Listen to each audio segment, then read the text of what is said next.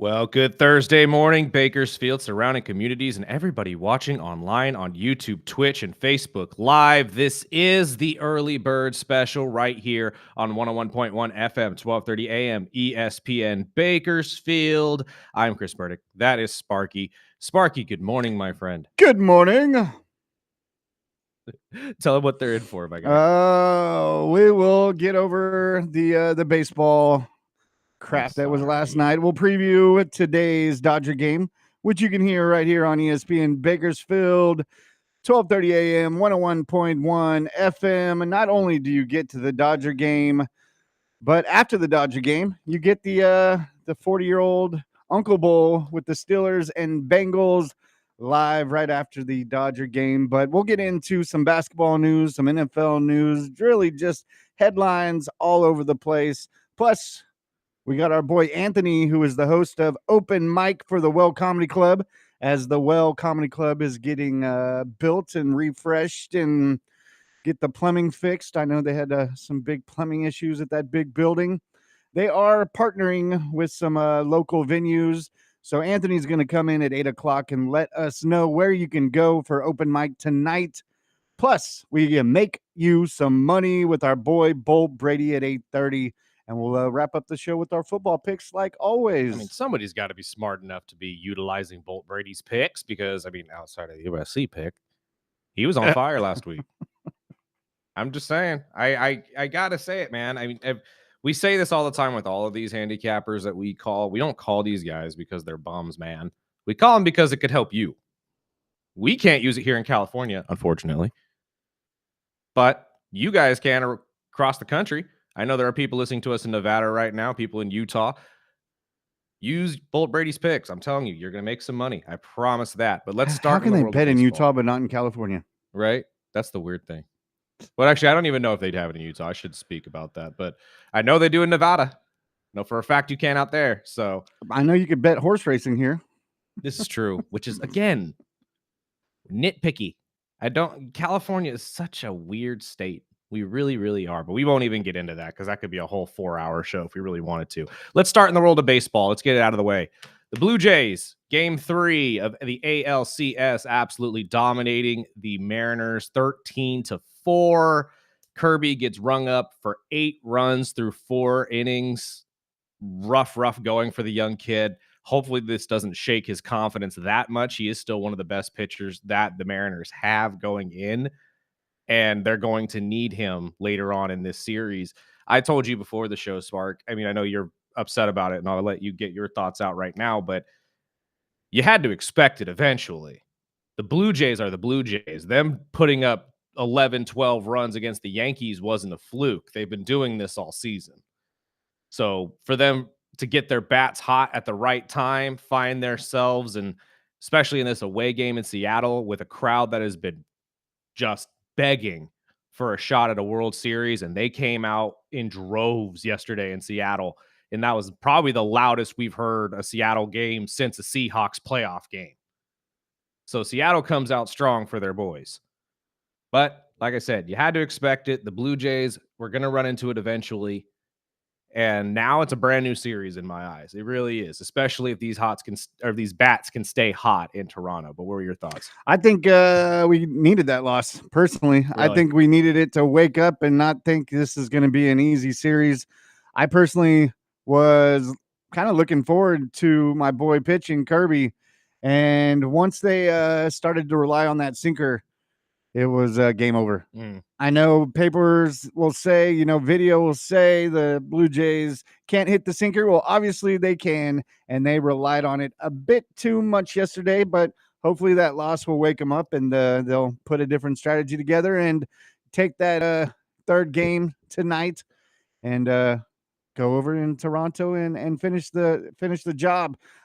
I just personally, obviously, I know it's the championship series. You can't expect a sweep and it was going to be easy. Absolutely not. I mean, and you technically have 3 games in a row here in Seattle. So you could wrap this up in the next 2 games. But you're going to have to deal with this just, again, red hot Toronto team. The first 2 games were kind of an outlier, in my opinion. It's the same thing I'm going to say with the Dodger game. Yeah, absolutely. But if I would again, expect if they're going to do anything, and I'm talking about the Brew Crew, I think if they're going to do anything, they got to do it tonight or it's over. I mean, everybody has heard my comments about the Brew Crew and how this team is essentially cursed. I don't know what's wrong with them, but they just can't get it done in the playoffs. And this is not going to be any different, to be honest with you. The Dodgers right now are probably the best team in baseball. And for them to be doing all of this with Shohei not playing at his best, that just shows you how good the rest of the team is playing right now. So it's going to be real hard for the Brew Crew to really get anything going. I agree with you, though. If they're going to sneak one game out, it's going to be tonight. But I fully expect the Dodgers to wrap this up and not head back to Milwaukee. It's most likely not. It'll be wrapped up in Chavez Ravine probably by game 5. This series, though, with the Torontos and the Seattle Mariners, it really just depends. I think if this Toronto team can stay hot like they have been, Seattle might be in trouble because no matter how good your pitching core is, if the bats are swinging, and it's the same thing. Game 5's really in LA too. Absolutely. So they can finish it off in LA even if they lose tonight. But right. Overall, I don't think this series is over, and I've seen it all season. The Mariners usually step up when they have to, Right. and they've been backed into a corner several times, whether it was a game 5 in a series or 25 inning game or whatever it was, the midnight game. But I kind of understood Kirby was getting hit on, and they let him finish the game. They're like, we're not going to go through 18 pitchers tonight. No. We'll take this loss and shake it off and get ready for tomorrow. And at that point, I mean, you might as well let him go as long as you can because, like you just said, you're in the playoffs. You've already worn out your arms as much as you needed them, especially with that 15-inning game to get you into the series. So at this point, you need these starting pitchers at least to eat up most of the game in order for your relievers to get back into full force and be the arms you need them to be to close out this series. So Kirby, unfortunately, is the benefactor of this rough going. That's why I'm kind of hoping this doesn't shake his confidence, especially since you will need him to come back in this series and start again. It's just one of those games, though, that you have to just erase from your mind. This is one of those you look at your pitcher and you say, hey, goldfish mentality. Yeah, we're shake done. it off. We're done. It happened. Don't even look at it anymore. We're moving on to game 4. And like you said, this could be wrapped up before they leave Seattle.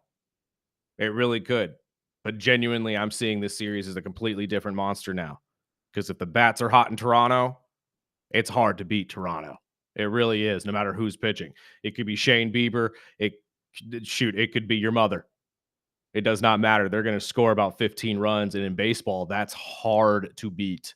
It really if anyone is. could do it, it could be Seattle. But yes, they've got to keep those bats hot. And they took the night off. Let's get this rolling. Well, Cal still caught Let's get this rolling. Cal still caught his. Julio caught one early, so you still got some fire, at least in the stars. There was about 3 different home runs that were about 2 inches away from hitting the yard, and it's baseball, baby. Bring it on. Let's go. I mean, and since we're already talking about it, before we move on and hit to break, I want to hear some of these bites here before we talk about the Dodgers and the Brew Crew.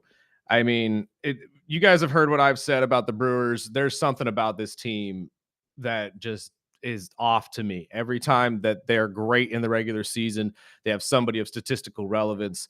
They just can't get it done late.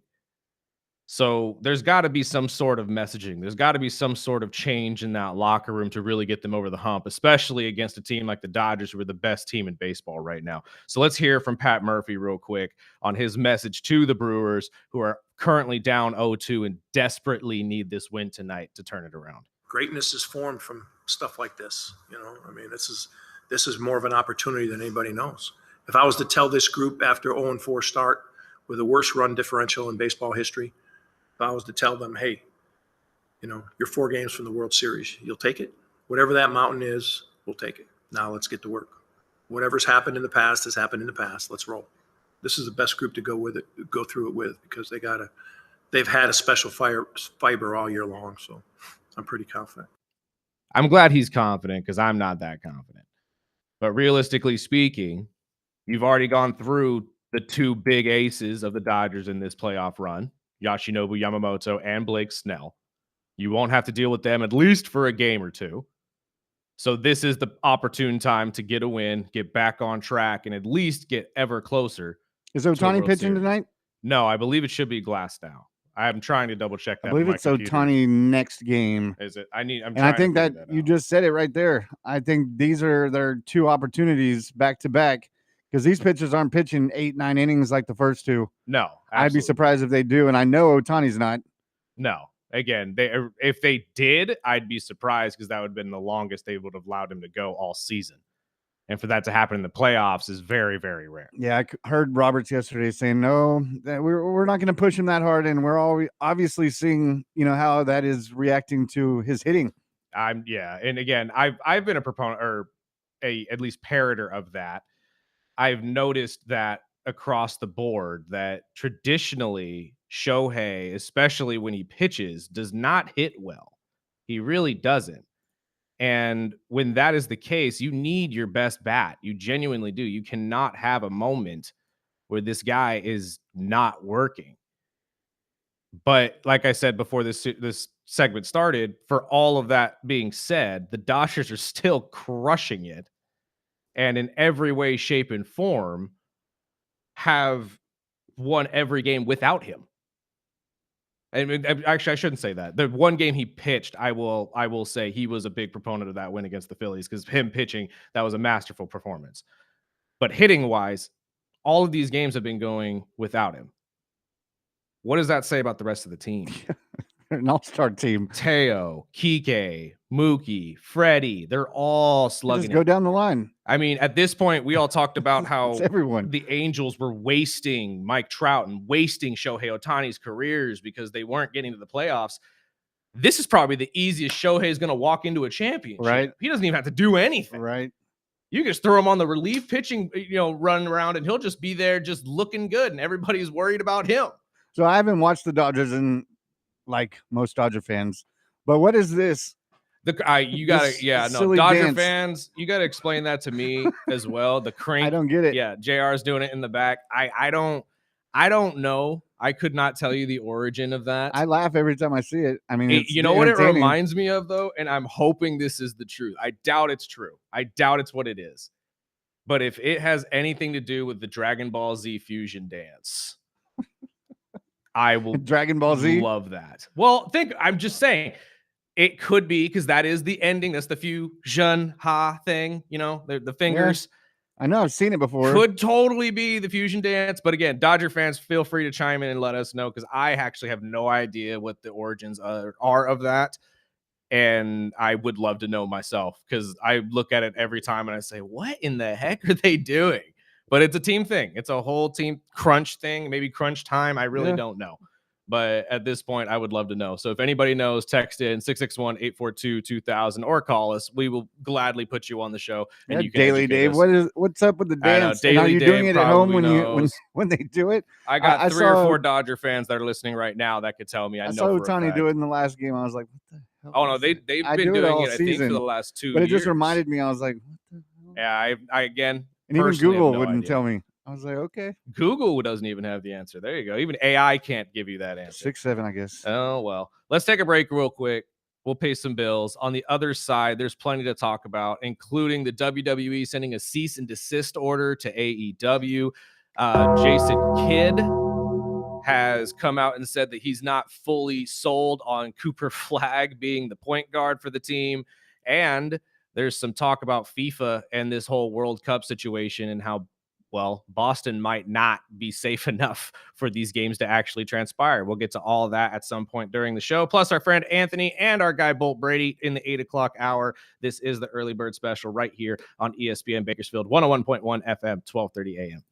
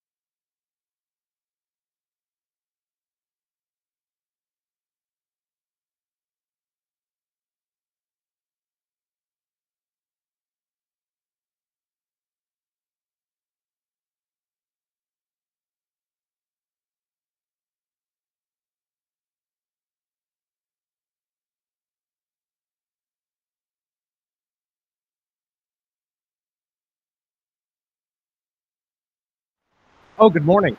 Oh, good morning. Didn't see you there. Good morning, Blah. Idiots. We got a text from a Dodger fan. It says it's a joke thing, and they started when Otani got there. Something Japanese thing I heard, not Dragon Ball Z. The other one says No, hold Glass on. is Time out. pitching. You're going to say it's not a Japanese thing, but it's not Dragon Ball Z, but you don't know what it is? I don't trust you. Sorry. Your point is moot. No. The other one says Glass is pitching tonight. Shohei tomorrow. Shohei. Shohei. Shohei. Shohei. Like you say, rattle. Shohei is pitching tomorrow. So maybe. I'm telling you, it could be wrapped up in a sweep. It really could. The Brew Crew are just that team.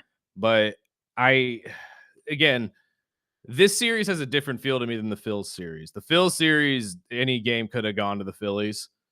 This one, I keep looking at the team from Milwaukee, and I'm just like, you're just missing it. You still have Christian Yelich, which okay, cool. You have William Contreras, who's been meh. I mean, your first baseman Vaught has maybe hit 17 home runs. So when you really look at what they're going up against, it's just such an uphill battle that I don't know if Milwaukee has what it takes to come back. I do agree with you, though. I think they sneak one. I think they at least get one and don't get swept here.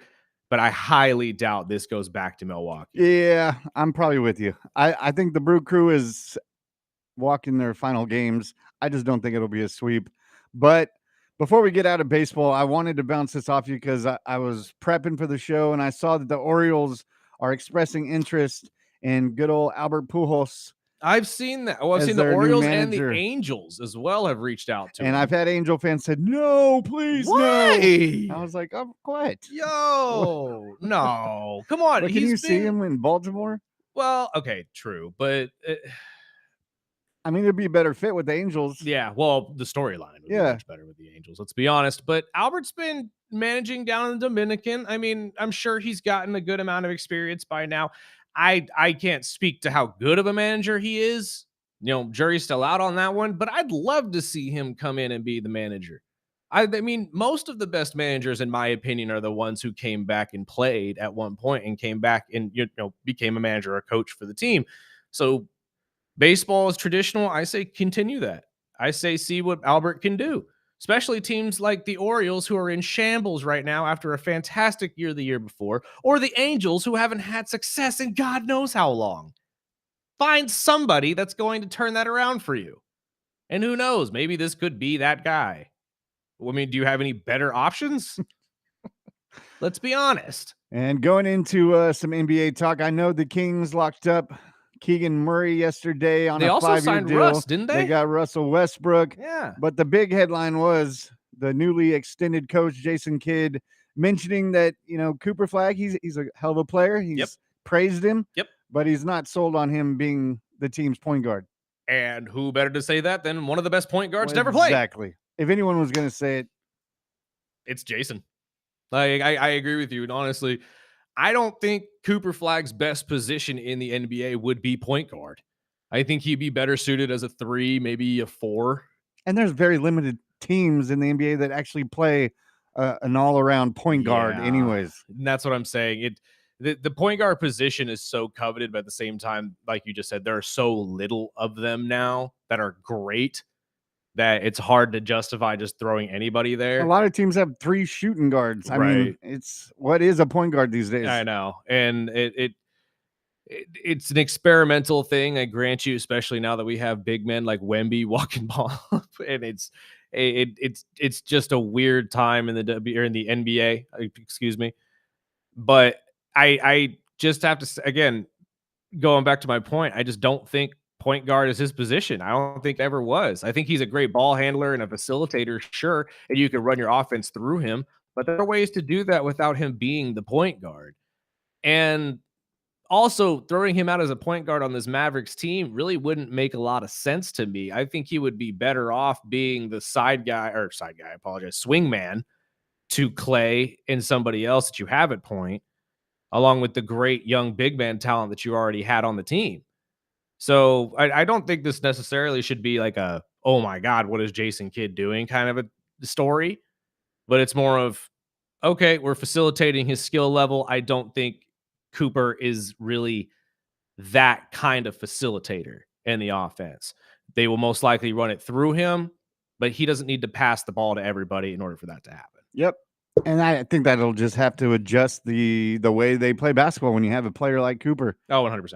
And other NBA news, I know Knicks point guard Malcolm Brogdon announced retirement yesterday. That did shock me a little bit. I expected him to continue his career, but I mean, if he found that he found something outside of the game that he loved more, all the more power to you, my friend. I'm sure you made your money. And he was a stud. He was a rookie of the year, sixth man of the year for the Knicks. I mean, he was at least the number 2 guy at point guard behind Jalen Brunson, but I really was curious to see what Brogdon was going to bring to this team, but unfortunately, an early retirement, much like Zadarius Smith, which we didn't get to the other day as well.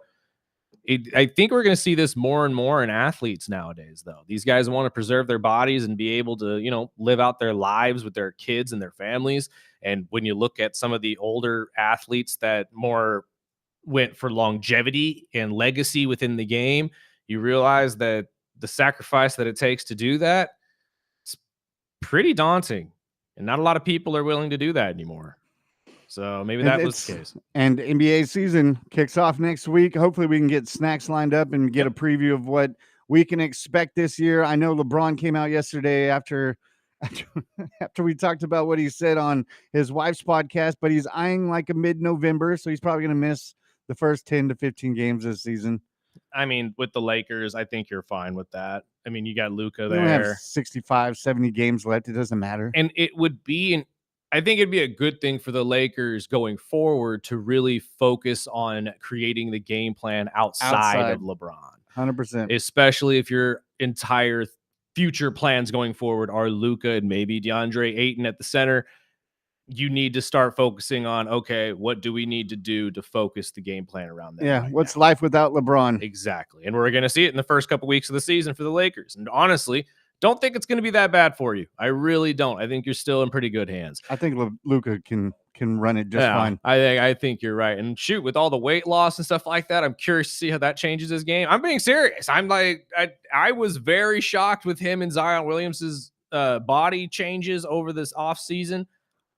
How it happened, I'm not sure. There might have been a cocktail prepared, but it is what it is, and I'm curious to see how that changes his game. Luka was never really a big body, like bruiser type of guy, so I'm assuming this is going to actually just make his game better, make him faster, and let him cut through lanes much easier, maybe get shots up faster. We'll see how that goes. Now on Zion's part, yeah, jury's still out, Big Hoss, because you were playing like Shaq, and now you look like, well, I'm gonna leave that to myself. But Dwight Howard. Dwight. Let's go with Dwight. Dwight's Dwight's a good example. He's easier to pick on. Let's take a break real quick. On the other side, we'll get to the Unk Bowl that's going to be taking place tonight. The Pittsburgh Steelers against the Cincinnati Bengals. And to be honest with you, Steelers country, you might be in trouble after a trend I heard yesterday on the McAfee show that did not sit well with me at all. We'll give you all the details on that on the other side of the break. This is the Early Bird Special right here on ESPN Bakersfield.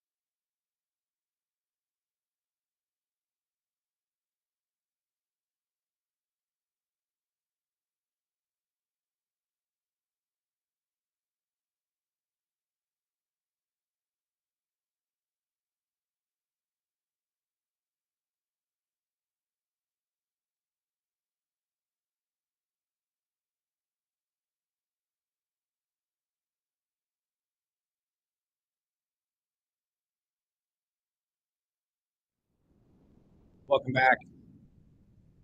This is the Early Bird Special right here on ESPN Bakersfield, 101.1 FM, 1230 AM.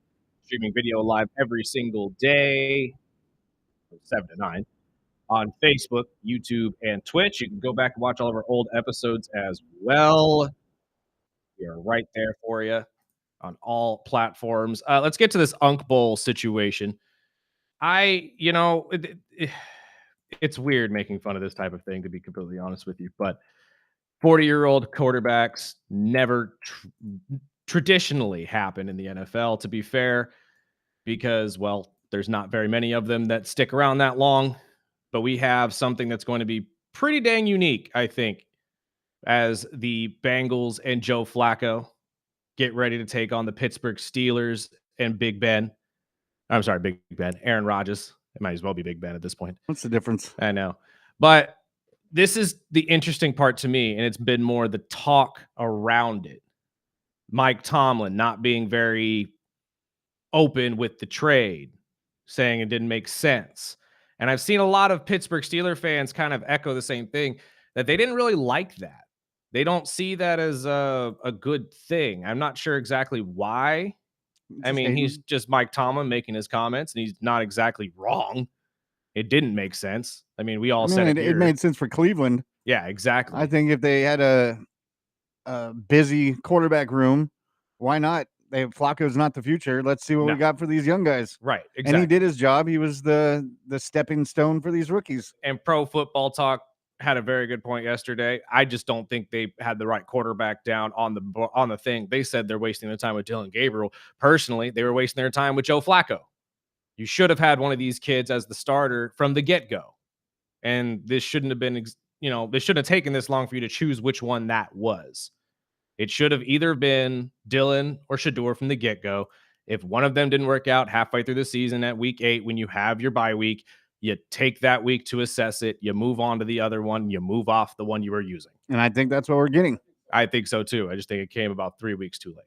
And what happens? I mean, what are the excuses if Shedeur comes out and doesn't play as well? That's the other thing that I'm thinking as well, is that are you just going to double back on this and go back Cleveland to Dylan waited Gabriel? Too long. Exactly. There's going to be questions about all of this. Plus, of course, Shedeur being Shedeur doesn't exactly help his own case because he's so outspoken and, well, I shouldn't even say outspoken. He does things that the media loves to highlight.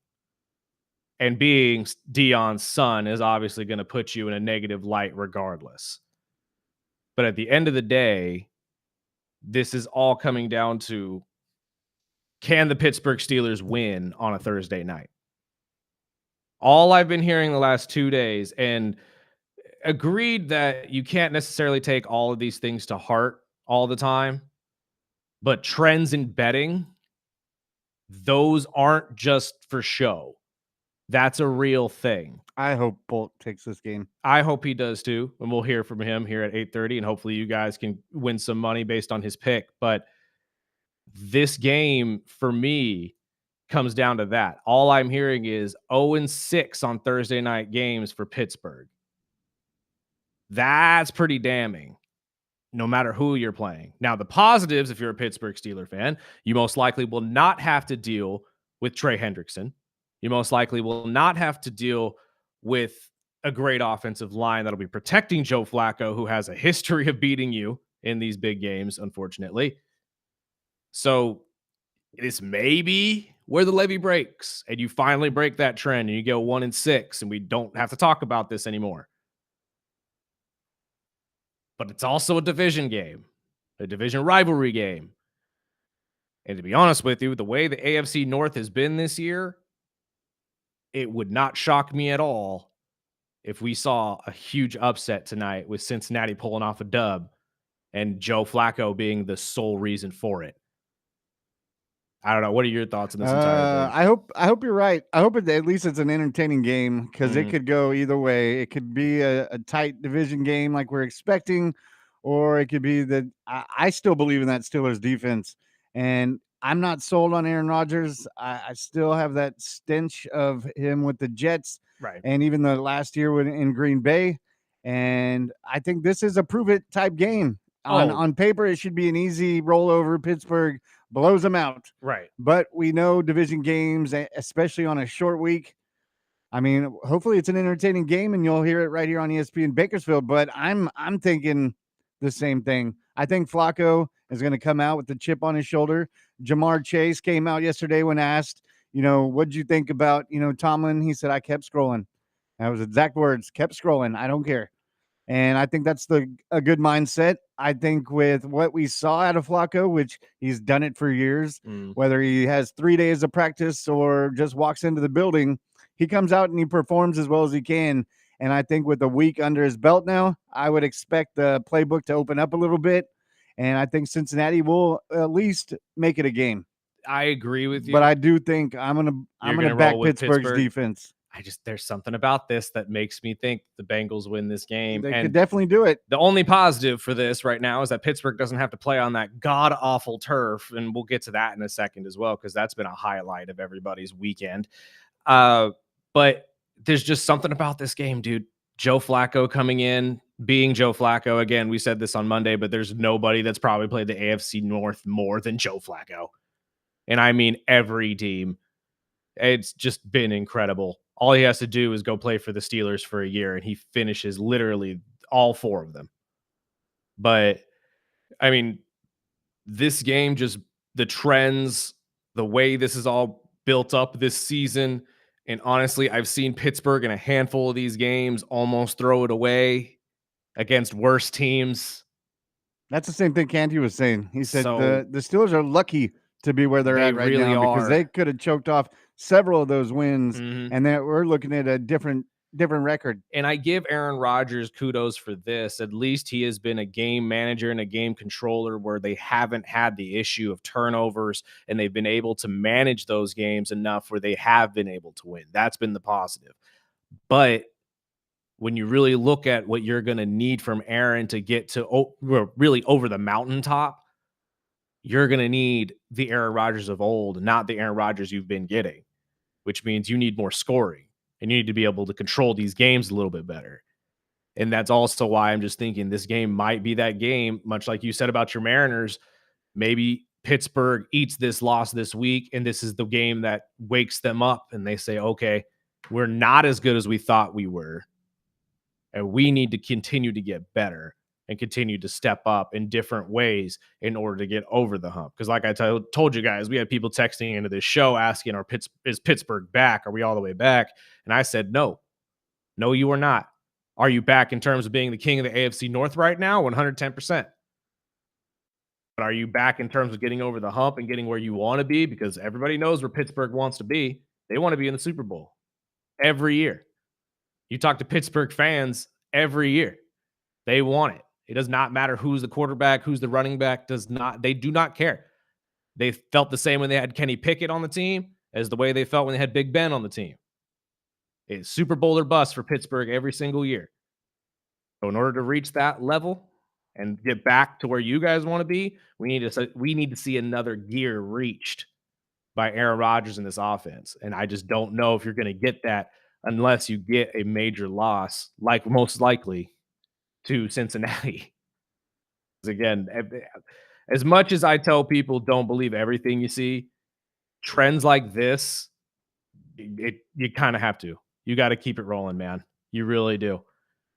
But who knows? Maybe this is the night where the levee breaks and the Unk Bowl will go in a different direction. Real quick, before we move off of this, I want to hear from both of the quarterbacks and what they feel about this and just playing in a game against another 40-year-old. So let's start with Joe Flacco and what he feels facing another 40-year-old quarterback. Has it happened before? I'm sure there's been some old guys. Brady and Breeze, yeah. Yeah, it's one of those things. When I've been in a locker room my whole life.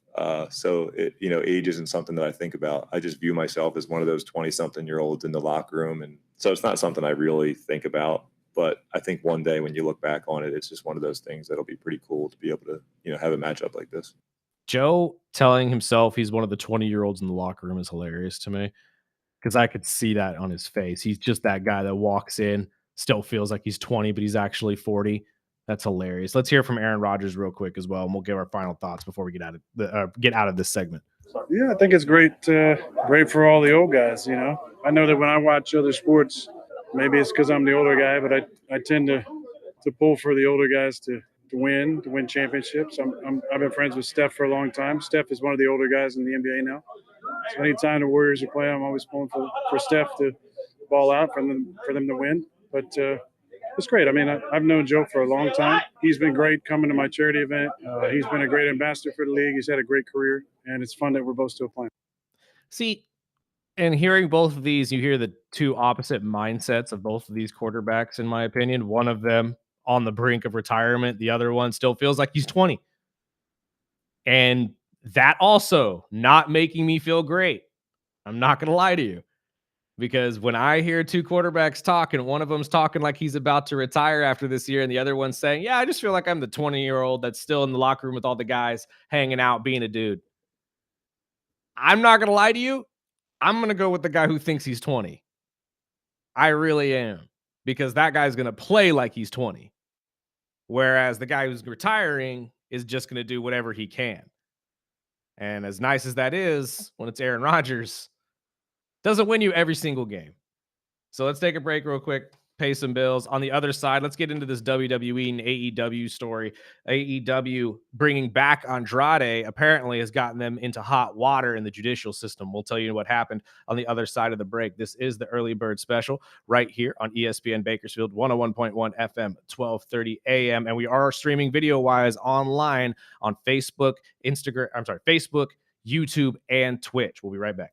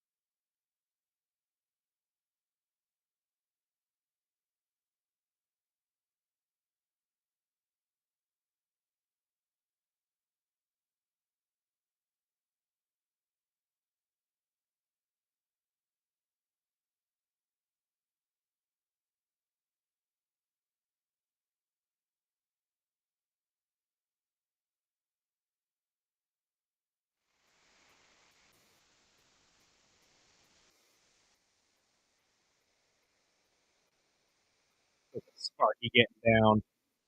This is what you gotta. This is why you gotta watch the video. You miss Sparky getting down. You know what's funny? I wish we could actually play the music, but it won't. To your reason possibly. why I'm just moving around in the video. Exactly. He's just vibing side to side. And What's wrong apologies with as this guy? well. My video on the stream has been spotty all day. I've been attempting to fix it with the computer I use here at the station. Speaking of, we did have a listener text in an answer to this. Yes, please. Says the Dodger dance from 2024 refers to a celebration that includes a hip shimmy performed after base hits, a version of Freddie Freeman's signature moves, and modified celebrations for doubles and home runs. The dance originated from strength coach having players to daily hip locks, which had later incorporated into game celebrations and become popularized during the 2024 season, especially by Freddie Freeman and Ohtani. Thank you. See, logical answer right there. I mean, that's all you needed to hear. But of course, it came from Japan, and has nothing to do with DBZ. And we had an early fantasy lineup question saying someone sent me a trade to send. They're going to send me Bourne and Pearsall from Frisco for Rome. Should I take it? I'm leaning on no. No, that's two guys from the same team. That's never a good addition, to be honest. And he said he already has McCaffrey, and he doesn't want to get ninered up. What he's trying to do is you're most likely a Niner fan. He's trying to prey on you as a Niner fan and hope that you'll take your guys for somebody he knows is better. But the other option, he said, I was looking at the counter, and he does have Rashee Rice. Should I counter and send him Rome for Rice?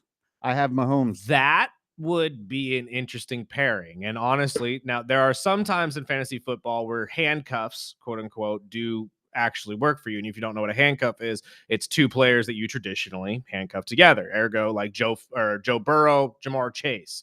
I guess you can go Bijan Robinson, Tyler Algier sometimes works out. It's just when you want it, it only really works out for you when you have one of the top 5 teams in whatever statistical you category. win or lose by that team. Yeah, exactly. But you win or lose by that team. So Rome for Rice is a better trade in my opinion, but realistically, you could just benefit from not trading at all. Yeah. That's the other side of it, especially since Rome has already gone past his bye week. And by trading him away, you're adding another bye week to your schedule. So realistically speaking, I would just say don't trade him at all. Yeah, roll with Rome. Roll with Rome all year because he has been pretty productive. I mean, I get that, wide receivers fluctuate. And Rashee Rice obviously coming back is a huge, draw for some people. But let's also not forget that the Chiefs have plenty of targets to throw around to, and Rashee is not going to be getting everything. He'll be getting a good amount of it, but not everything. So I got a similar trade offer yesterday from our boy Spanks, and I passed. I'm getting a lot of people just trying to take Rome and give me their garbage. They're starting to see it. Dude, I'm just saying. I don't need your garbage. I got my own garbage. Exactly. And at this point, I need some people to send me some trades for running backs because your boy is struggling right now. I really am. I know. Omar, I need you back. I got to play you last week in 3 different leagues, which is crazy. Benefited from that in every single one. Now I got to play all the first place teams this week. So I got my butt handed to me in all 3 of those games, and it's solely because half of my team is on the bench right now with injuries. But positive. They're CeeDee Lamb. I just read Mike Evans is back in practice today. So if you've been on the injury bandwagon and you are just hurting in fantasy, I'm 1-4 in that CBS league. But my comeback is here. Was that you sending the messages with our picture? No. Well, we got a message this morning from that league, and it had our picture with Hop. I was like, who the hell has that picture? It's most likely But Hopper. It doesn't show. But we've got our boy Anthony. I don't know. We've got 4 or 5 minutes if you want to get into that. I also know with CeeDee Lamb, my question is, what kind of like we heated around yesterday with, do you think that's going to hit CeeDee Lamb and guys that have been benefiting from Rico? Now that it's official, Chuba is back. Thank God.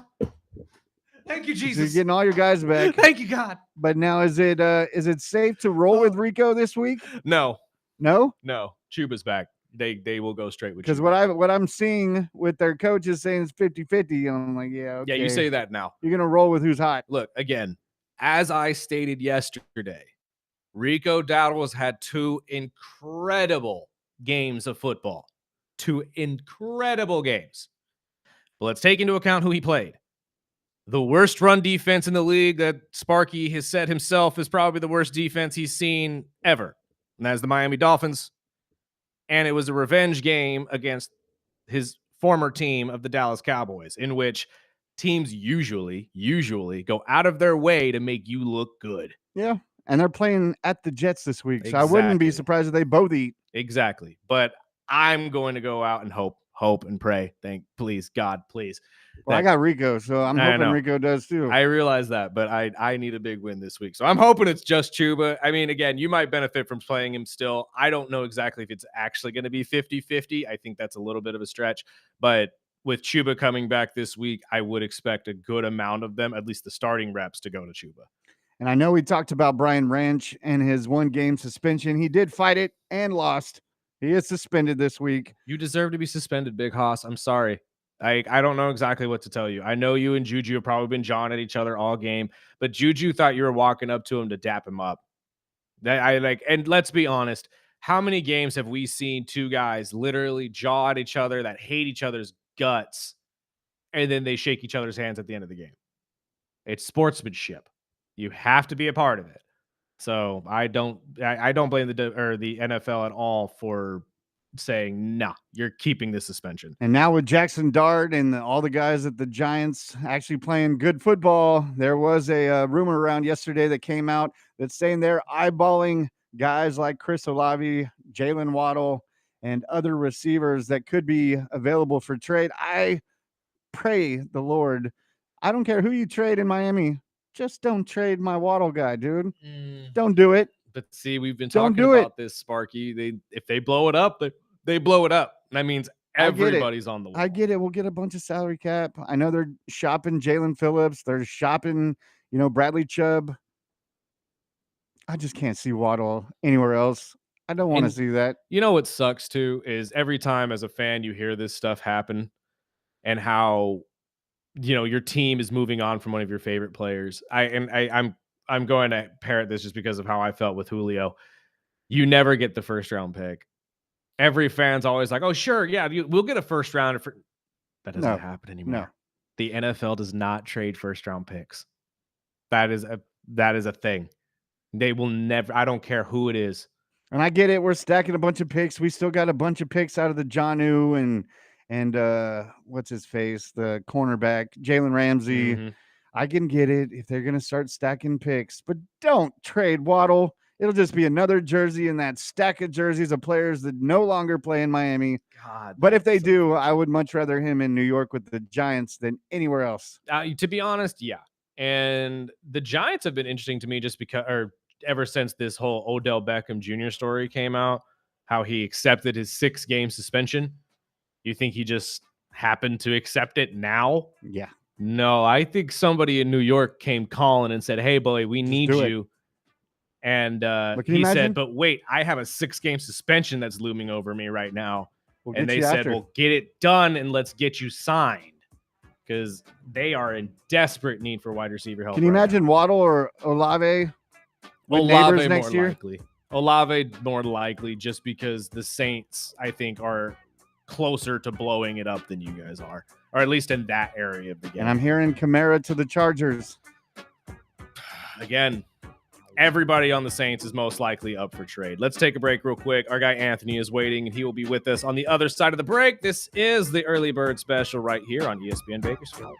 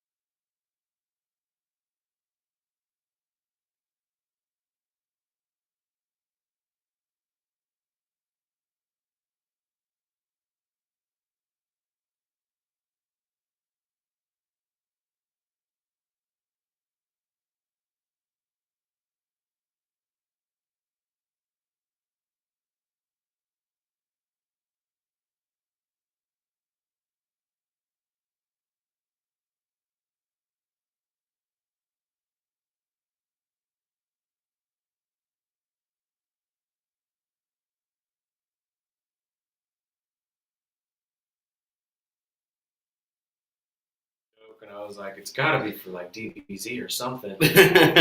And of course, my buddy's like, no, it was something our strength and conditioning coach.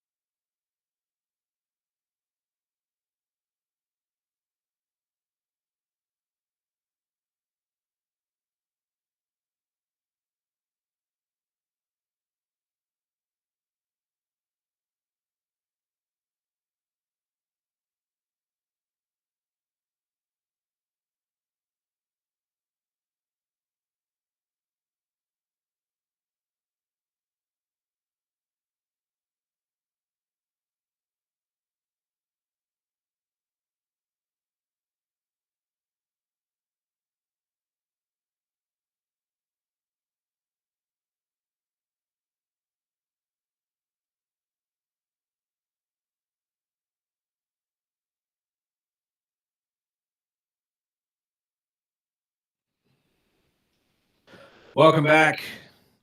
This is the Early Bird Special right here on ESPN Bakersfield, 101.1 FM, 1230 AM, as well as streaming video online on Facebook, YouTube, and Twitch every single weekday from 7 to 9 in the morning. And we got our very, very funny friend who loves to talk about feet. No. I'm so glad you brought that up. And Let's do this again. and I'm not saying that facetiously, okay? I just got a recommendation to follow a feet page on Instagram. I think they're following my algorithm, or they just know it's going to come on the show. But I got a page that said follow this like feet lover. So I don't know. Gosh.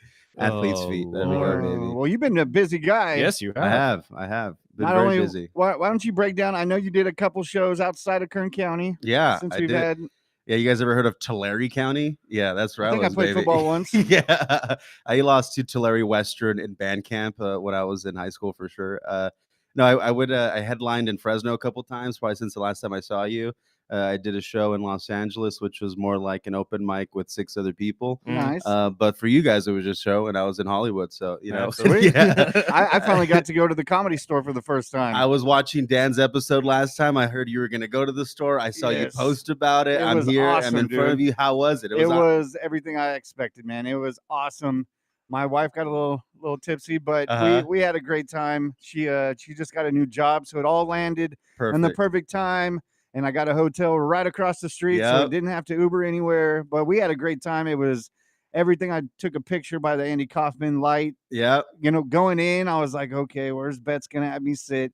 And of course, it's front and center. Yeah. Luckily, the guy on the right was tripping on acid, so all the focus was over there. Every comedian went straight to him. So we had a great time. Yeah. And just like the open mics, there was a lot of, I believe there was 15 comedians that night, and they take your phone and they take all of that, which was cool. I don't have a problem with that. But there was a guy that was dragged out for having his Apple Watch.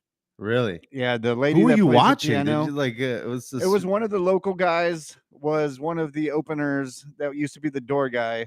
I'm horrible at No, you're names. good. What was that? Do you know? So it was 15, but they took your phone away? Yeah, they had it in the little bags. That's got to be new. I feel like the last time I went to the store, they weren't doing that. Well, like, they explained in the beginning that the whole like Joe Rogan when he confronted Mencia and all that that was why Rogan was kicked out of the Comedy Store, is because he had his phone. And I guess they were saying that it's a big no in the Comedy Store to not have your phone unless you're a comedian. yeah. And I said, okay, I can understand that. I got my pictures outside and I got whatever I needed. But there was a guy that they personally dragged him out. I don't know if it was a part of the show just to show how serious they are about phones. You know, I didn't consider that, but that could be the case. But they dragged him. We've done that at the club before. Have you really? We did some fake little like, get that guy out of here. Well, And he was tipsy, but they dragged him out for having his watch because he kept making little noises Yeah. here and there. And there's a funny lady that does the introductions and plays the piano and sings the funny songs.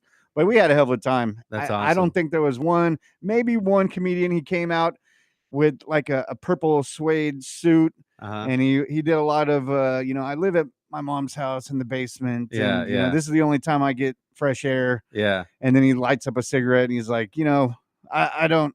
He was a hilarious dude. He kind of reminded me of the alter ego that Andy Kaufman used to do with the guy with the mustache. And we had a great time.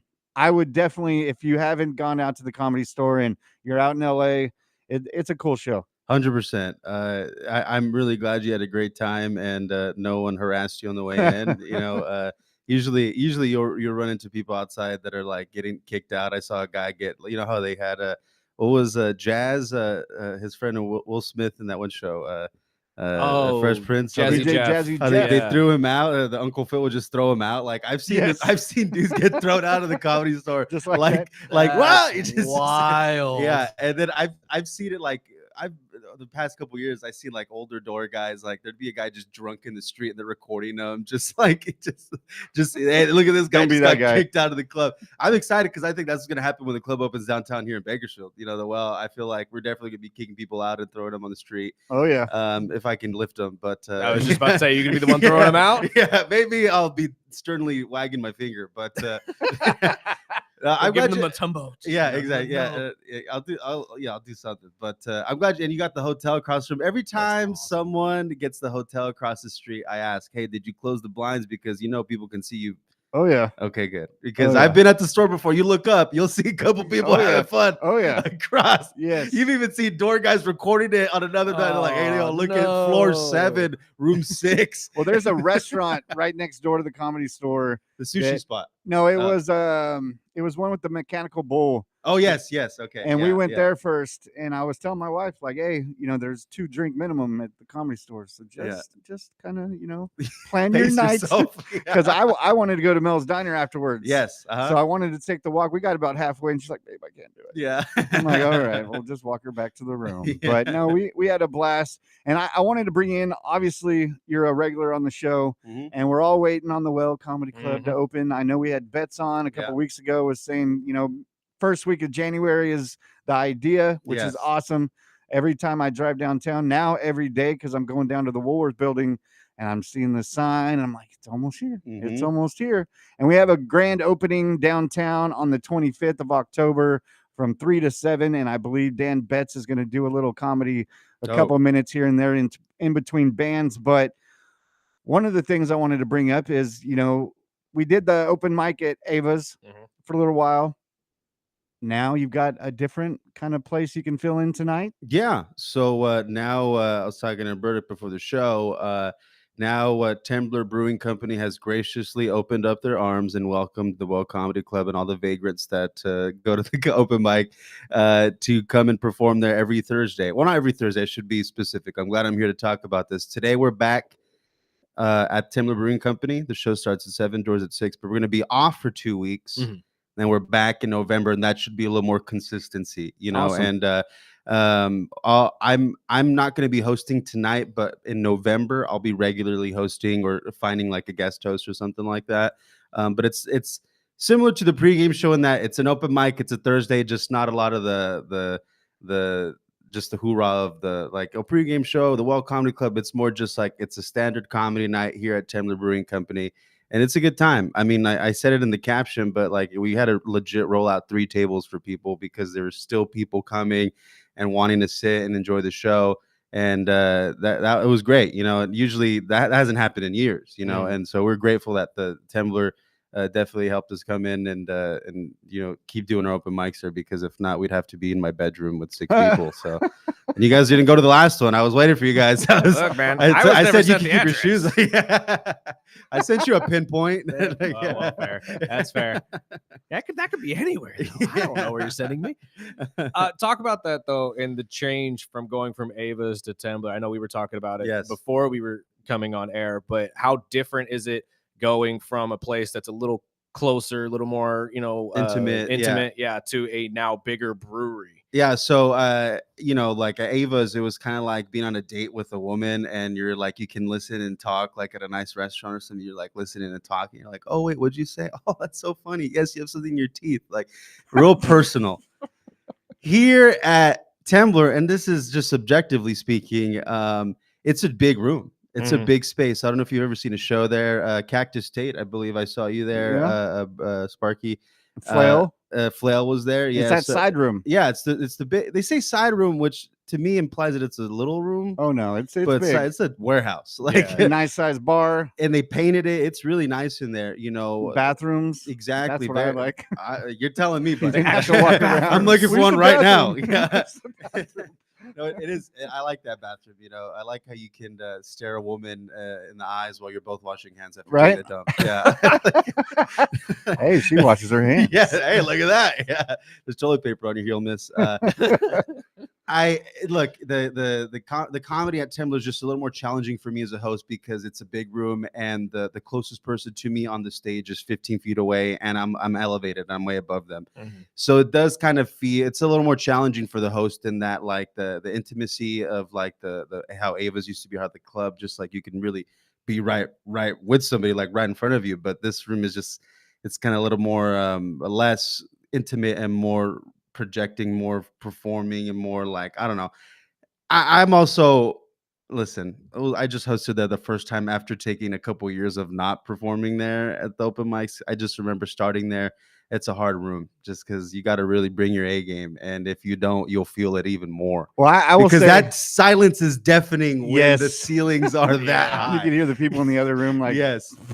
It's bad when you can hear a kid jumping on a trampoline at the little down the hall. flight, like whatever, banging in the wall. Yeah. I do like it better just because in a lot of comedy spots, which you're usually like crotch level. Yes, when you're sitting up in the front. Not a good view. Not a good. Not view. Sometimes when you're looking up, like I'm not looking there. I'm looking up. But no, like that's what I do like over at at Temblor. So, and they got their own Temblor brews and all that. And their menu's great. I had the chicharrones. I was surprised that they were that delicious and a Mexican didn't make it. So, and I think of you every Friday, I'll go get my boys some donuts, and I go to Foster's. It's my old school Foster's donuts. I used to walk by there on my way to Muncie going to elementary. Oh yeah, and baby. I remember every time I'd go into that parking lot, because I remember King Leo's Pizza right there, but now it's the buffet. And I remember one of the first interviews we had with you, you would talk about this Jade buffet where you get your orange chicken and whatever you would talk about. But I was like, hey, that's Anthony's spot. Yeah, it is, baby. Jade buffet. Yeah, that video of them cooking chicken outside in the back has not deterred me. Okay, that has not stopped me. That has made me want to go back more. It's just seasoning, babe. It's seasoning. It is seasoning. Don't look at it. It's blinking. Yeah, it's I like it. Oh, people at the younger age don't respect the buffets like we do. Yeah, these COVID kids, man, they don't know what it was like. They don't get it yet. Wait until they lose all their money and they have to spend, $10 to get fed for something. Yeah, we got good grades. My parents would take us to Sizzler. We're like, hell yeah. Yeah, dude. But John's and Cribble Pizza, really? See, that's the spot to me. I don't understand why people don't go there. I thought that was the best. I remember reading like you do those like fake accelerated readers in elementary, and they'd give you like a free pizza or something. Exactly.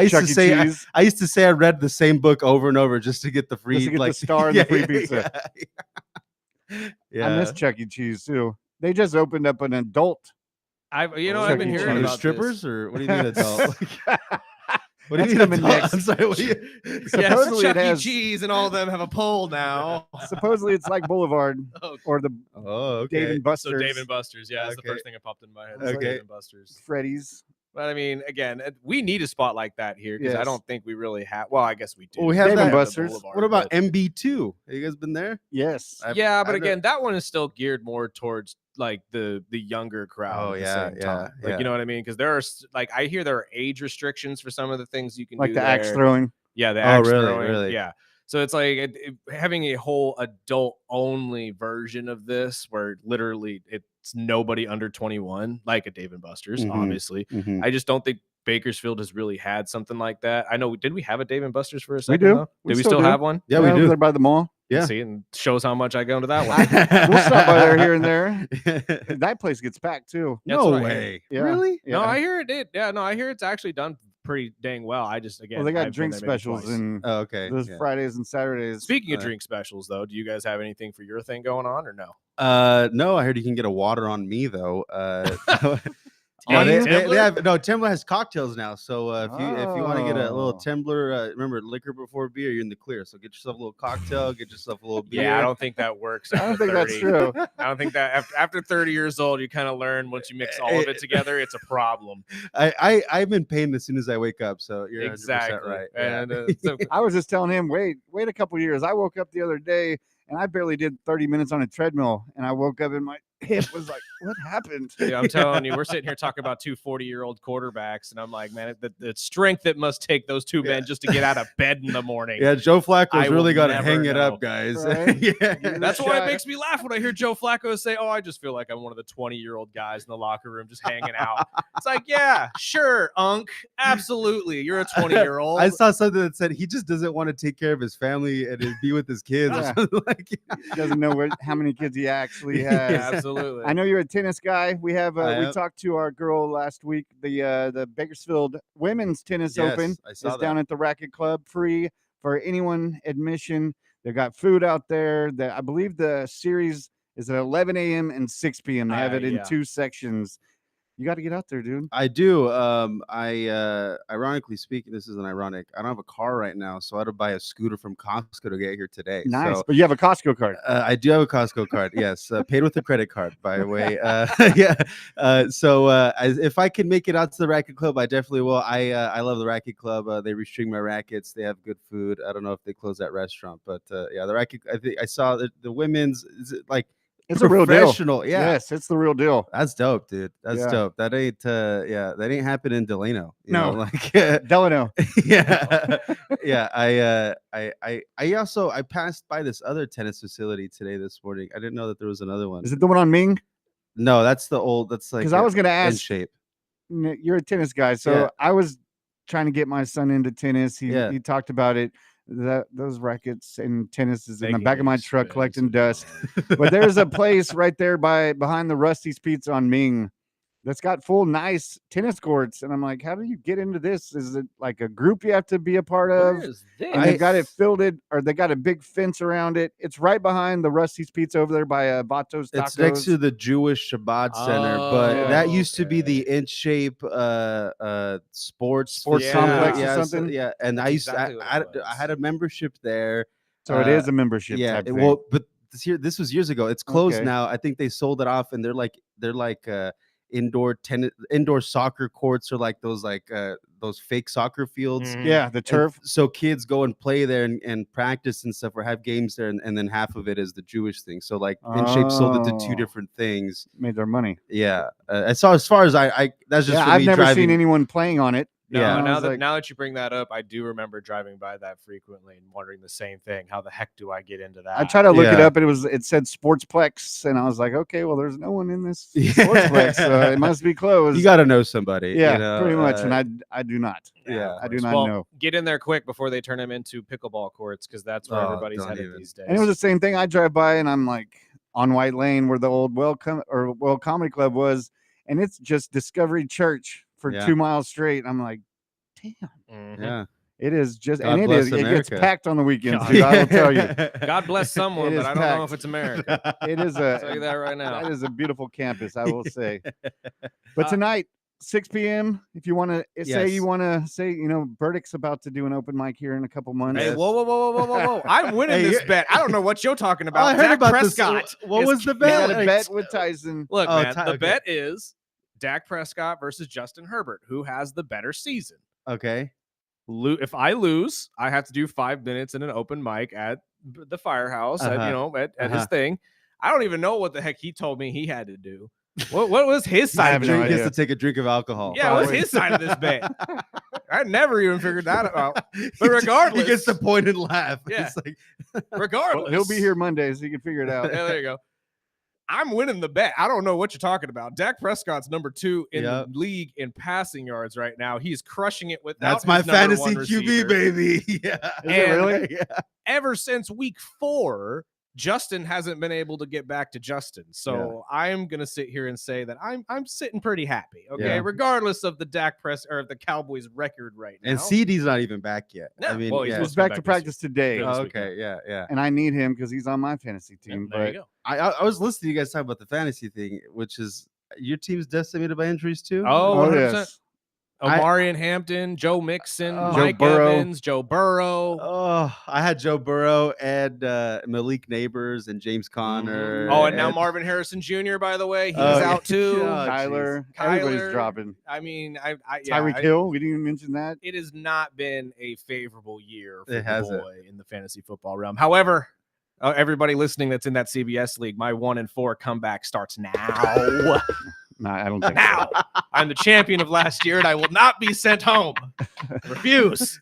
If I think you can that's have one- hope, then I can have hope I because think I'm that's 1-4 1 too. and 5 now. 1-5, technically, but you're right. Comes back is starting now. I'm Well, being telling a you. cheesehead, Yeah. How you feel now that your team is? So I was reflecting on this in preparation because the last time I came in, it was week 2, and the Packers were about to play the Commanders, and we had this crazy win to get the Lions, and then now in retrospect, we beat the Commanders. the tie with Dallas. Don't remind me. And then there's 2 losses: a loss to the Browns and basically a loss to the Cowboys, because there was a lot more than the game on the line. There was a lot of ego and Oh, yeah. that, like, we fan traded- bases were ready to go. We traded Kenny Clark, Micah Part, and then I hate this too. And did it feel to you like it did to me, at least? And I'm not even a cheesehead, but Jerry Jones's comments afterwards saying, "See, we traded away Micah and we tied." Yeah, That felt like a jab saying, "Ha, yeah. we're not worse than you." This is Like, worse. But like, that's bad. And then I have Cowboy friends, homies that are like, "You guys paid $50 million for 2.5 sacks." Like, it's like, dude, like he's You say getting that pressure on the now. quarterback. I don't know what Yeah. else to say at this You point. say that now, but he's going to end with 15. I don't even know about that, dude. Like, I just feel It's like Micah. the Packers they got all this heat early on, and it was like a new relationship. I was like, this is gonna be great. She's gonna do this, she's gonna do that, she's not gonna do this anymore. And then you get 3 weeks in, it's just like the same. Old Packers. Not the same old Packers, the same old B that I've been talking to all these years, dude. It's the same old, like, it's just this. It could be worse. You And could be a It could Dolphin be fan. very You worse. know, I would rather be a Dolphins fans Yeah. because, and then at least we have like Wait. Tyreek Hill like off the football Off field. the field like, now. We don't have to worry about his There are drama. excuses that's- you can use to make yourself feel He's better. just- Tua distracted. stepping right in and Well, the Tua every game is like, we lost because the tight end didn't come to a meeting. He's just like Yeah. old Aaron Rodgers. And at you- the end, I you- just want to go home to my kids. You were 100% right too that he was going into that meeting to solely walk back all Apologize. of those comments. Yeah. and every you get big single one. old 6'6" offensive lineman. Yep. Like, what'd you say, boy? Yeah, Yep. And then he realized, Going oh, back I to love the my I- kids. Take me home. Again, I think Tua got a talking to from the offensive line and realized I'm one concussion away from being in a hospital bed the rest of Yeah. my life. And if these guys don't block for me, that's happening the first Yeah. play. Like 100%. Yeah, can see Myles Garrett this week because we're in Cleveland. 100%. No What'd way, you really? say? What'd you Oh, say, yeah. boy? Oh yeah, I Exactly. thought it was like 1-5 against 1-5. It's like the Yep. toilet bowl or Well, something. Miles- Sure. Yeah. Might as Miles well. Garrett is getting a lot of grief from his own media, though. I in saw that. Cleveland. They are ripping him apart. Really? Right I saw now. that, Oh yeah. yeah, For what? for signing the money and not helping them win, collecting. and complaining about them not winning and stuff like that. And it's like, and I get they're great because the entire thing is you could have left. You had this entire thing during the offseason where you were done. You were going to be focusing on winning and you weren't going to be playing for Cleveland ever again. Then you went and signed the contract that made you the highest paid defensive player in the league, and you're not doing anything. It's kind of the same, thing we're here about the Micah Parsons thing. Mhm. You're paying all this money for this guy to not help you beat the Steelers. Like, what's the point of bringing you back if you're not going to be beneficial? And you're complaining on top of that about the team's woes. Yeah. So I think that was doesn't the help. biggest thing is that he was complaining about the losses. Yeah. It's like, you knew what this You knew was. Dog. exactly. Like, you knew what we you're didn't have getting a yourself QB. into. Like, you knew that, but I think he signed it before the draft, right? Didn't he? Oh, no, he signed it well before the draft because remember, he was at one point demanding a trade. Yeah, I wanting out remember of that. Cleveland. Yeah. And everybody was throwing around teams out there. I know Atlanta was on that short list too. And everyone's saying, oh, yeah, Miles is done. He doesn't want to play in Cleveland anymore. And then a week later, we hear, oh, yeah, the Cleveland Browns and Myles Garrett have signed a $50 million deal. Yeah. And he's staying with Cleveland for the foreseeable future and wants to stay there for the rest of his life. I'm like, where did this I remember us laughing about it saying, oh, I guess a dollar's figure in front of your face does mean something. So I think at the end of the day, like, I think that's what Cleveland fans are just fed up with is the fact that you have the number one defense. He's the best player on that defense and he's complaining.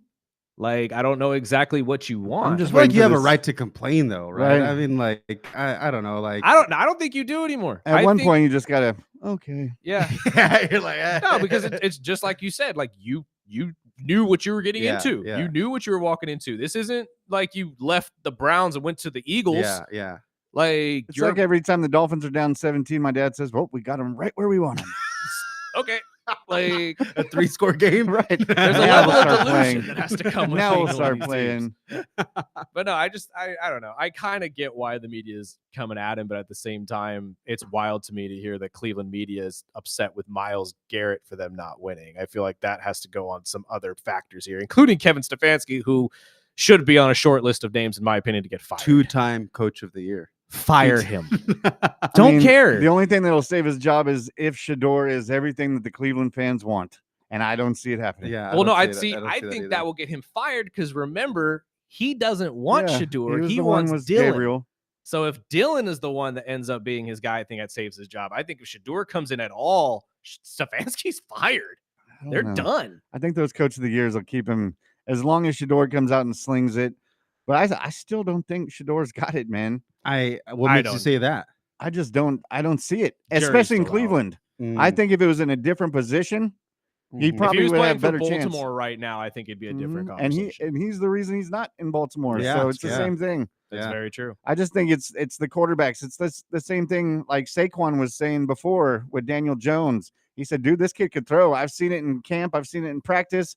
You know, this is just not the right place in New York for him. And everyone laughed. Yeah. And now he's living it up with the Colts. of all Indiana teams. Jones, dude. Oh, right? again, I'll be the first to say it. I was a biggest Daniel Jones hater until he got to Indy. I was the one saying that they were going to be awful and that no matter who they chose at quarterback, they were going to be a bad team. I think it's crazy seeing these team how bad these players on different teams and then seeing them go and have these other careers. Like, what does that say about that team and what they were able to Exactly. extrapolate out of this player? Like, how bad are you? And You know? it's the Like, same well- thing we talked about with like JJ McCarthy. I don't Yeah. think he's a game manager, but he's Mhm. not the guy that you want slinging it to Justin Jefferson. No. mhm, mhm. And I just don't think it's a good fit for him. I don't necessarily. I'm trying to think of it in a different way now too, because I had that same thought you did. Is how bad are you as a coach or an organization to really mess up their development? But then you look at the situations like what Brian Dable has now with Jackson Dart and Scattaboo, and it's like, no, maybe Dable isn't the problem. Maybe they really don't have an issue in general in the front office. Maybe it's just the play style of Daniel Jones didn't fit at all of what you thought it was going to, and you Yeah. were wrong. I mean, it's okay to be wrong, but it's like we've seen it so many times in the last couple of years. Sam Darnold, Baker Mayfield, now Daniel Jones. I mean, realistically, Carson Wentz could do it the same thing with Minnesota. These guys it really depends where you get drafted if you're going to be playing well. And these guys are learning that more now than ever, Mhm. which is a weird thing, but it's true. Going back to that, I referenced a relationship earlier, and I think it's just because I'm a little heartbroken right now. But I feel like this What's relationship. his name? hurt Charles. you? I feel Say it. like it's this it's like a relationship, right? Like you guys don't work out, but then you go and meet someone else, like then it's a Right, and perfect it's the match. perfect match. It's just like your skills and your things didn't work out for that relationship, but then all of a sudden, And no matter how much you want it to, it just doesn't work. yeah, and I think it sucks too when some people get like the crap end of the stick, where they really don't ever get to showcase their talents. You just kind of live in this potential of what could have been, and Exactly. Well, And speaking of showing your talent, yes, if anyone is interested in jumping on the mic tonight at open mic at Timbler, what time do they need to show up? What are the instructions? How they can do it? get there at 6 o'clock. The spots fill up fast. There's only 20. That They're man right 4 there will minutes get on the each. mic. That man is in there. You guys can't see him, but you know that. oh, we're you saw him pointing at earlier. somebody. He just Oh, yeah. walked by Sparky. They come out with this fro.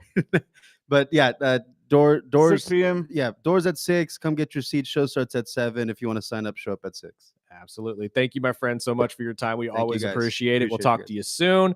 We got to take a break, pay some bills. We'll talk to Bolt Brady on the other side of the break, get you some money as he will give you his picks of the week in football. This is the Early Bird Special right here on ESPN Bakersfield.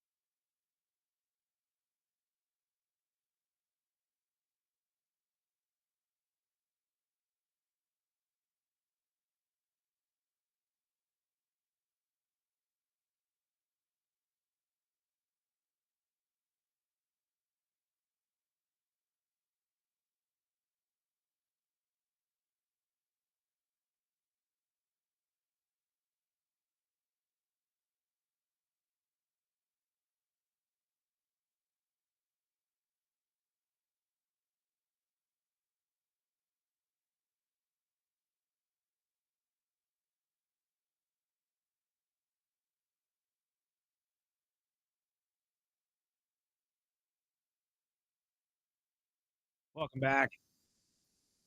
Did you do jet? This is the Early Bird Special right here on ESPN Bakersfield, 101.1 FM, 12:30 a.m. Streaming video every single weekday from 7 to 9 on Facebook, YouTube, and Twitch. It's time, as always, to call in our guy Bolt Brady from Bolt Brady and his bro as he helps you guys make some money on some football this weekend. Sir, how are we? What's happening, guys? Oh, I'm feeling dang good after my USC Trojans whooped some butt last weekend. I'm excited. They did do well. How do you think they're going to do against Notre Dame this week? Number one offense in the country, Oh sir. my gosh. Number one offense in the country. Please. Now Nothing they stops do us. struggle when they head back 2 time zones. So I I know. don't think they've won yet. Yes, No, please they- help me, Bolt. No, they haven't. You're right. Absolutely correct. But you know what? It's Notre Dame. It's a different weekend.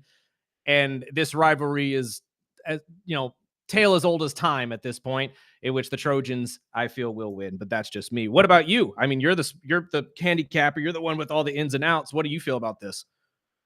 About that game? Well, it is always a great game. It's been a rivalry for so long. The Yep. spread's 9.5. I don't know. USC has to prove it to me on the road first because they already lost to Illinois earlier this year on the road. True, but if you watch that game a little bit, I mean, they played Illinois very, very well. The defense is really what gave it up at the very end, which was heartbreaking. But I won't get into that. That's always been an issue with the Trojans. What else do we got this week? I mean, how do you feel about Penn State now that they finally freed themselves from the shackles of James Franklin? Are we seeing some sort of turnaround in their program at some point? How are you feeling? Well, God, that was an embarrassing situation, right? They Awful. 2 games in a row where you're favored by 20-plus points and you lose them straight up. Mm-hmm. So, yeah, let's see what happens over there with the new interim coach. I do like tonight's game to start off in the NFL. Flacco actually covered last week. I mean, geez, he wasn't even there a full week. And I think he did great coming in, handling the offense. I like them at home tonight, plus the 4.5. I know you guys talked earlier in your show about the Steelers' struggles on Thursday night. I just think Flacco, it's not very often when you're 40 years old and you're the younger quarterback, which is kind of crazy. But he's got to be excited to have Higgins and Chase as his wide receivers. It's, a match made in heaven between him and Chase, in my opinion, because people forget how much of an arm Joe has. And if there's anybody that could sling it to Jamar Chase just as good as Joe Burrow, it's Joe Flacco. Yeah, when was the last time he had a receiver to throw to? I mean, that's a good point. Anquan Bolden, maybe, if we go back that far. Yeah, I mean, right. good It's Lord. been a long time. What else we got in the NFL? How are you feeling about this London game? Do you bet on any of the London games, or do you kind of steer away from those as well? Sometimes, but those games, it's always so weird. I mean, last week, the Jets had -10 passing yards, and they only lose the game by 2, right? 13-11 to the Broncos. So with that in mind, the Broncos are coming back across the pond, right. And they elected not to take the bye because that's their their opportunity to do that. They chose not to. So here's the Giants getting 7.5. They played last Thursday, so they actually get a longer rest and playing the Broncos, who are coming back from Europe. So I like the Giants plus 7.5. Oh, I like that. And then really gnarly game here, but the Jets plus 1.5. When I first saw that Bryce Young was favored, I was like, that's incredible, especially on the road. It's never happened before. In fact, he's never been on the road. The least amount he's ever got is plus 3.5. So forget him ever being a favorite on the road. So I'll take the Jets there. I don't have faith in Bryce on the road. See, I'm glad you said that because I've been echoing that for a couple days, if not weeks. I don't think Bryce Young is the answer for Carolina. But their running game is. It is, absolutely. But they've been releasing these videos lately on their social media just of Bryce just, mic'd up and stuff like that, all this motivational stuff to, get the team around him. I don't get the hype around this kid. He's never really been that guy to me, and he has a ridiculously low losing record. So you think that this could potentially be the Jets' first win this year? I do. Oof. Yes. I mean, that'd be an embarrassing way to bounce back after a huge win after the win against Dallas last week. Any other big picks for us this weekend? Do you have anything? Maybe my Atlanta against San Francisco on Sunday night? Well, I would lean with San Fran there. They need to get a W, but I do have some more on Saturday, the college games. People that like the college games out there. Vandy, big game versus LSU at home. I like Diego and Vandy minus the 2.5 there. And then Georgia minus the 7.5 versus Ole Miss. Lane Kiffin actually talking a little trash about Kirby Smart. I don't know if you guys saw that. I but did. About who burns more calories, and Lane was saying it doesn't look like he's burning much there. Ouch. Right. And then Auburn plus the 1.5 versus Mizzou. Auburn is 3-3, but they've lost to Oklahoma, Texas A&M, and Georgia. Way harder schedule than Missouri's had. So I like Auburn plus the 1.5 at home. And real quick, one more for you. Anything on this Tennessee versus Alabama matchup? I mean, everybody's been talking about it and how potentially one-sided it could be with Alabama just finally finding their footing. Do you think that this 7.5 point spread is warranted? I do. I think Alabama's actually playing better than everyone in the nation right now. I mean, that really impressed me when they went into Georgia and won that ball game. Yeah, Alabama's on fire right now. Simpson looks fantastic. I'm not going to lie. I did not expect him to look. He looks probably just as good as any of the quarterbacks that Bama has produced in the last couple of years, including Tua, Mac Jones, and all those guys. I mean, he could be really one of those first guys taken off the board. Well, we did have some listeners asking about Oklahoma and South Carolina. Ooh, South Carolina, they're struggling right now. I would lean with Oklahoma there. And this is a question from me. I'm in a big, and this is not money related, but I'm in a big Survivor league with about 75 people and a big purse. I couldn't help him this week. And this one is tough because once you pick the team and they win, you move on, but you can't use that team again. Sure. And this week I'm looking at either taking Green Bay over Arizona, but I'm also looking at New England over Tennessee. You already told him you're thinking the Jets take the Carolina Panthers, so I'll skip that one. So Green Bay over Arizona, New England over Tennessee, or the Bears over the Saints. Which one do you think is a safer bet? Oh, Green Bay for sure. Okay. See, that's what I was thinking too. With the injuries that Arizona's feeling, and there's something about that New Orleans and Chicago game I don't trust. Yes. There's something about it that I'm just sitting there thinking this could potentially be the second win for the Saints. And I personally, don't like I don't think the Jets get a win until they finally move over to Tyrod Taylor, but I don't see Glenn doing it. Well, here's the thing. If you take the Jets, right, not very many people in your league are going to be taking the Jets. Right. So if there were some upsets, you'd be in the pole position there. Yes, True. yes. That's very well. true. Out of 76 people, there's about 19 of us left. So I'm hoping to get by this week. And I won it last year in week 5. Wow. Yeah, there's people that was reaching, and the early losses like the Chiefs losing in week 1 knocked out half the crowd. So I'm just hoping, I'm telling my family, we might have a Christmas this year. You need to sign up for the Machachimos competition at Circa Casino. The buy-in is $100,000 for their Survivor. Ooh. Yeah, ours is a little over 7 G's, but that is a much better payout. Absolutely. Well, no, the entry fee. Oh, the entry. $100,000. Oh, yeah, that's not going to happen. It's like that's a That's not steep gonna happen. entry fee. My God. Just sell my kidney and maybe sell a couple other things. But no, we appreciate your time, Bolton, and hopefully you guys are listening. We'll get this video posted up so people can make some money. All right, guys, have a good day. Thank you, sir. Have a great weekend. We got to take a break, pay some bills. We'll get to the final stories of the day on the other side of this break. This is the Early Bird Special right here on ESPN Bakersfield.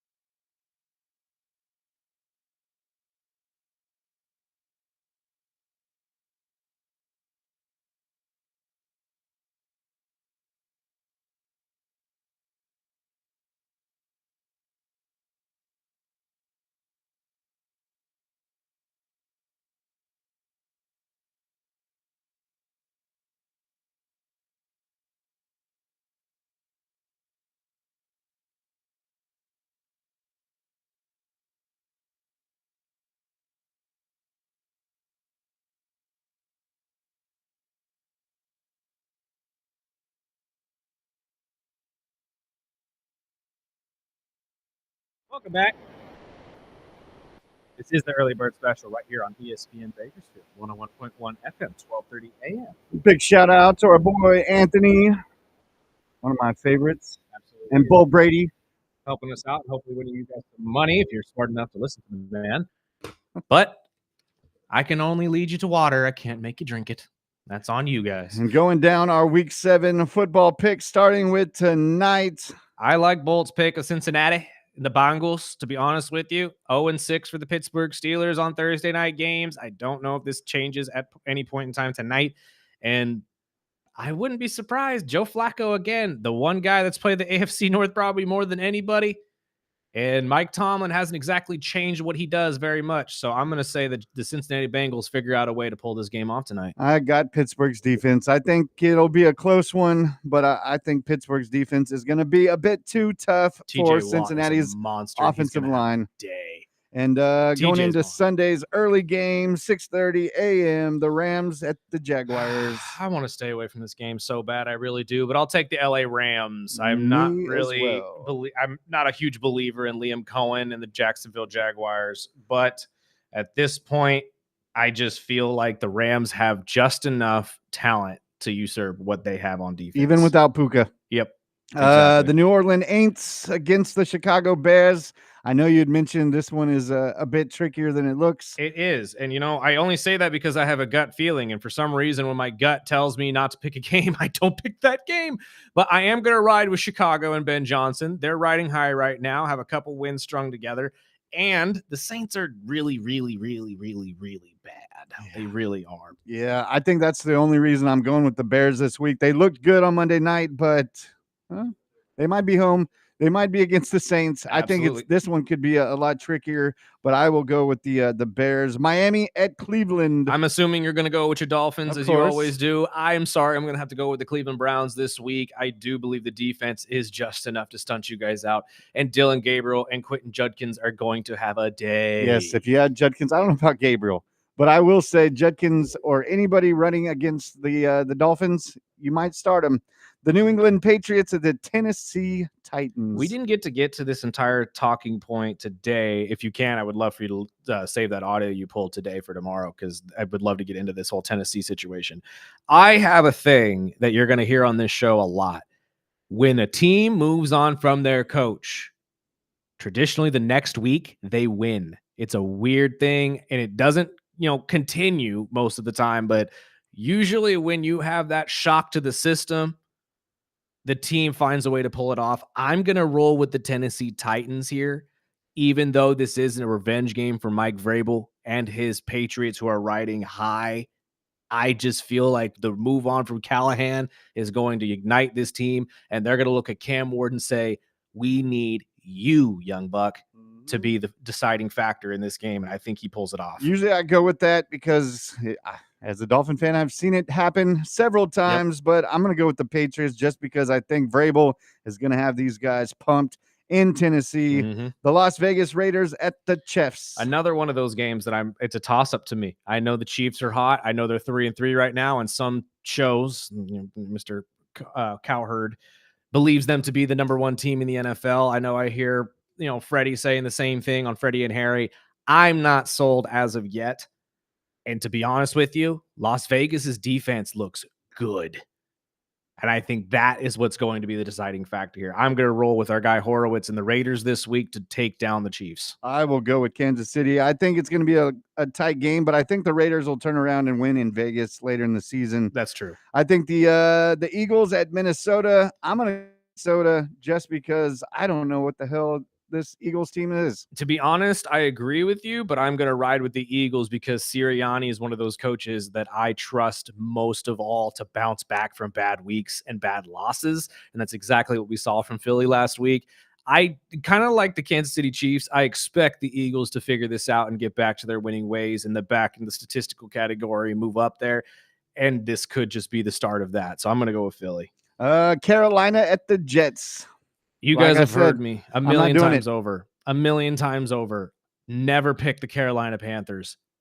Except this game, I'm going Yeah. with the Carolina Panthers. I've got to go with them until the Jets change their quarterback. I can't Until believe the they can Jets win a change game. their head coach, I'm not going to be choosing you guys as a winning team at all. Aaron Glenn's not the answer. I'm The sorry. hot New York Giants at the Denver Broncos. You heard me this morning, Sparky, on our sister station. I picked the Denver Broncos because the defense, but Bolt Brady just made a very, very convincing argument of why this may go the other direction, and it's going to be based on the rest time. So I'm going to ride with the Giants instead. I am too. They're playing hot. They're playing good football, and that defense is tough. It is. The Colts at the Chargers.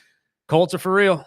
Colts are for real, and they're going to show everybody again that they're for real, even though Jim Harbaugh is probably working with some of the least amount of offensive linemen I've ever seen in my life. But I do believe that the Colts have enough to take this win, so I'm going to ride with them. I think that's the key point. And obviously, without their main guys on the defensive side, and I just think Jonathan Taylor has a game. I'm going with the Colts. The Washington Commanders at the Dallas Cowboys. I'm going to go with the crack wagon. I'm going with the Cowboys. And believe it or not, it's just solely because this is a division game and they're getting CD back. I think Dak has had the offense rolling pretty well, even though they lost last week to the Carolina Panthers. I just believe that these games mean more. And the Dallas Cowboys, when the games mean more, usually step up. So I'm going to ride with the Cowboys. This one's a tough one for me. I like Jaden. I'm going to go Washington, but this one could go either way. Green Bay Packers at the Arizona Cardinals. You already heard Bolt. I'm going with Bolt. I'm going with the Packers. I'm riding with the Packers as well. Kyler Murray out for the Cardinals. When James Conner went down, it felt like their season got all the air sucked out of it. And I just don't have a lot of faith in the 2-4 Cardinals. So I'm with you with the Green Bay Packers. Sunday night, Atlanta Falcons at the San Francisco Niners. Eat it, San Fran. We taking this one, baby. I wish I was going to be at the game. I asked my cousins for tickets, and of course, they don't have them this week. But I will be watching in full force on the biggest television possible as my Atlanta Falcons, the number 2 offense in the league and the number 1 defense in the league, take down the injury-riddled Niners. I think the injury-riddled, as long as Mac is at quarterback, I think the Niners are going to make a game out of it. I'm going Frisco. The first of 2 Monday night games, Tampa at Detroit. This is going to be the game. This is going to be a game. I cannot express to you enough how much I cannot wait to watch this game as well on Monday night. I'm going to ride with Detroit. I love Dan Campbell. I love Jared Goff and Amon-Ra St. Brown. And to be honest with you, they have impressed me with how much they lost in the offseason and are still able to keep it going at the rate they are. Tampa Bay is dealing with a lot of injuries on the offensive side, and I think that is what's going to end up being the deciding factor, the fact that he only really has one guy to throw to, and that's Mike Evans, rather than 3 to 4 that he's probably going to get used to here later on in the year. So I'm going to say Detroit takes this one, but this one could be a preview of a matchup we see in the playoffs where it goes the opposite direction and the Detroit Lions end up losing later on in the year. I like both teams. I could easily pick either one of them. But since you took Detroit, I'll go with Tampa. I can believe in Baker in pretty much any game. And then the last game for week 7 is the Houston Texans at the Seattle Seahawks. I love Sam Darnold, and I know he has had a great statistical year. There's something about this game that makes me feel that Seattle's going to let a lot of people down, especially with a Houston Texans team that is just trying to find their footing right now. And I think CJ Stroud, coming off of the bye week, is prepared to take on a tough defense. I'm going to go with the Houston Texans. I'm going to go with Seattle. I love that defense. I know their offense is starting to come together. I know Darnold threw 4 touchdowns last week. I think Seattle has the enough, and I don't know enough about Houston, what team is going to show up, and on a primetime game, I'm going to roll with Seattle. I'm going to go with 56 points, by the way, on that one if we're going to do points. And 61. I know tomorrow we got a jam-packed show. We got Ryan Holt talking about opening night, Saturday night for the Condors. Yep. Leon Draisaitl. Alejandro from Bakersfield Pizza Company will join us after that. Plus, we'll end the week with our boy Jason, the voice of the Las Vegas Raiders. I can't wait to talk to Horowitz tomorrow and talk about just the energy in this team right now. And tomorrow, I know I didn't get to it today. We don't have enough time to really break it down for you, but we will get into this whole story with the WWE and Andrade. For those of you who don't know, Andrade, released from the WWE, went back to AEW and was shown on television. That's a big, big no-no in the world of professional wrestling. As some of you may know, there are clauses after a contract gets expired where you have to wait a certain amount of time before you're ever showed again on television, or at least premiered on another show. And Andrade does what Andrade does and doesn't really give a dang about what the WWE wants. So we will talk about that and much, much more tomorrow, 7 to 9 in the morning. You can join us right here on ESPN Bakersfield, 101.1 FM, 12:30 a.m., or online video-wise on Facebook, YouTube, and Twitch. Feel free, comment, text in, call 661-842-2000 tomorrow morning, 7 to 9. But until then, we got to get out of the way for the great Rich Eisen. Sparky, let's get out of here.